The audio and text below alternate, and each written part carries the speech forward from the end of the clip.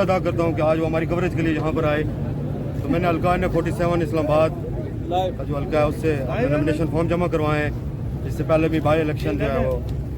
2018 میں لڑ چکا ہوں پاکستان مسلم لیگ نون کے ٹکٹ پر, اور اب بھی میں امید کرتا ہوں کہ پاکستان مسلم لیگ نون کی لیڈرشپ مجھے پر اعتماد کرتے ہوئے مجھے ٹکٹ دے گی, اور انشاءاللہ الیکشن لڑوں گا یہاں سے, اور اپنے عوام کی, اپنے علاقے کی اور پاکستان مسلم لیگ نون کی قیادت کا جو منشور ہے, جو ان کے ویژن ہے, ان کے مطابق کام کروں گا اسلام آباد کے لیے, اسلام آباد کے رہنے والوں کے لیے, ان کی ترقی کے لیے, ان کی خوشحالی کے لیے, اپنے حلقے کی عوام کے لیے کام کروں گا. باقی جیسے انجم بھائی نے بات کی ہے, مال اور جو دوسرے میڈیا ہاؤسز کے مالکان نے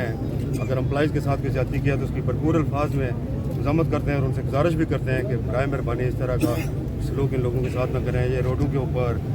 مشکل حالات میں مشکل جگہوں پہ جا کر کوریج کرتے ہیں لوگ, اور علاقے کے لیے, لوگوں کے لیے اور پاکستان کی خدمت کے لیے اپنی دن رات محنت کرتے ہیں. تو ان کو محنت کا جو معاوضہ ہے, جو محنت کا جو صلہ ہے, وہ ان کو بھرپور ملنا چاہیے. میں نے بائی الیکشن لڑا تھا جہاں سے 34,000 ووٹ لیا تھا. اس سے پہلے جنرل الیکشن جو ہے عمران خان صاحب لڑے تھے, انہوں نے 93,000 ووٹ لیا تھا, اور شاہد خاقان عباسی نے 44,000 ووٹ لیا تھا. میں 18,000 کے ووٹ سے ہارا تھا علی عوان صاحب سے. تو میں امید رکھتا ہوں کہ انشاءاللہ حلقے کی عوام جس طرح, اور میں پچھلے 2018 سے لے کر اب 2024 تک جو ہے میں مکمل طور پر کمپین میں ہوں, اپنے علاقے کے لیے بھی اور اپنی جماعت کے لیے بھی بھرپور